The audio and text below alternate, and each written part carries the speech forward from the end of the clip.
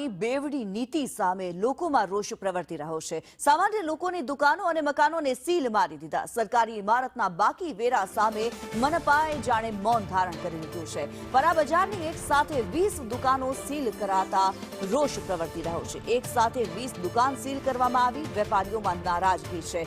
30 થી 40 હજાર રૂપિયાના બાકી વેરામાં દુકાનો સીલ કરી દીધી। વેરો ન ભરવામાં આવે ત્યાં સુધી દુકાનના સીલ નહીં ખુલે। जो तो अमने पोताने पण खबर छेल्ले 2018 थी कि अमारो एक्चुअल वेरो केटलो छे, परंतु जो मैं कॉमर्शियल प्रोपर्टी ની આકારણી મુજબ એક સામાન્ય વાત કરીએ તો આ રકમ 50,000 થી પણ અંદર થાય છે। અને જોવા જઈએ તો એ લોકોએ જે 3,30,000 નું જે બોર્ડ માર્યું છે તે બે દુકાનનું ભેગું માર્યું છે।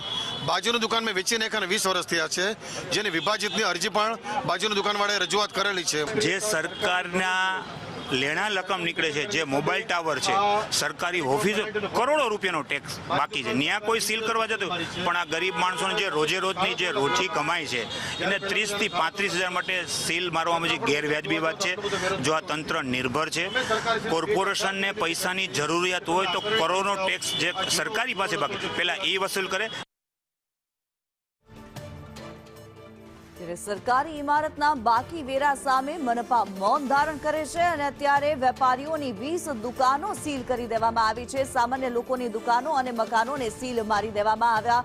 સરકારી ઇમારતના બાકી વેરા ચાલે, પરંતુ આ જે વેપારીઓ છે, જે ધંધો રોજગાર લઈને બેઠા છે, તેમના મકાનો અને દુકાનોને સીલ મારી દેવામાં આવે છે। જે કાર્યવાહી કરવામાં આવે છે, વેરા વસૂલાત શાખાની આ પ્રકારની જે કાર્યવાહી છે, બેધારી નીતિ છે, બેવડી નીતિ સામે અત્યારે રોષ પ્રવર્તી રહ્યો છે। વેપારીઓ ફરિયાદ કરી રહ્યા છે કે સરકારી જે વિભાગો છે, જે ઇમારતો છે, તેના જે વેરા બાકી છે તેની સામે શા માટે પગલાં નથી લેવાતા અને શા માટે સામાન્ય લોકોને હેરાન કરવામાં આવે છે। 30 થી 40 હજાર રૂપિયાના જે વેરા બાકી હોય છે તેમના પર કાર્યવાહી કરવામાં આવી છે। વેરો ન ભરવામાં આવે ત્યાં સુધી દુકાનોમાં સીલ ખુલશે નહીં। ત્યારે રાજકોટ મનપાનું જે આ વર્તન છે, જે વ્યવહાર છે, તે અત્યારે સવાલોના ઘેરામાં છે। બેવડી નીતિ સામે લોકોમાં રોષ પ્રવર્તી રહ્યો છે।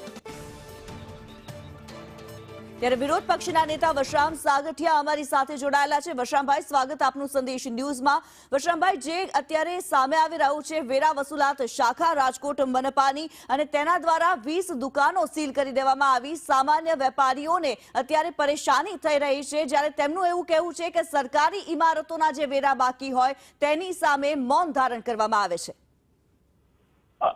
સરકારી મિલકતો તો વેરા બાકી છે મેડમ, એ તો અગાઉની વાત છે। એ મેં જનરલ બોર્ડમાં પ્રશ્ન પૂછેલો હતો અને કમિશનરને લેખિત પણ આપેલું છે। અત્યારે જે વાત હતી, ગઈકાલે મને વોર્ડ નંબર 3 માંથી એક ફોન આવેલો કે 10-12 દુકાનો અમારી છે ને અમને નોટિસ આપ્યા વગર સીલ મારે છે અને અમારો ટેક્સ બાકી, એના માટે અમે વારંવાર રજૂઆત કરી કે અમારો કેટલો ટેક્સ બાકી છે, તો અમને એની ટેક્સની પહોંચ બતાવી નથી, ટેક્સ ભરવાનું કીધું નથી અને ડાયરેક્ટ સીલ મારવા આવે। ગઈકાલે એક ભાઈની મને કમ્પ્લેન હતી એટલે તરત જ મેં ડીએમસી મિસ્ટર નંદાણી સાહેબ સાથે વાત કરી હતી કે ભાઈ આવું ન ચાલે, તમારે નોટિસ ઇસ્યુ કરવી જોઈએ પહેલા કે આ નોટિસ આપીએ છીએ, આટલા લાખ બાકી છે, આટલા હજાર બાકી છે, ત્યાર પછી સીલ મારવું જોઈએ।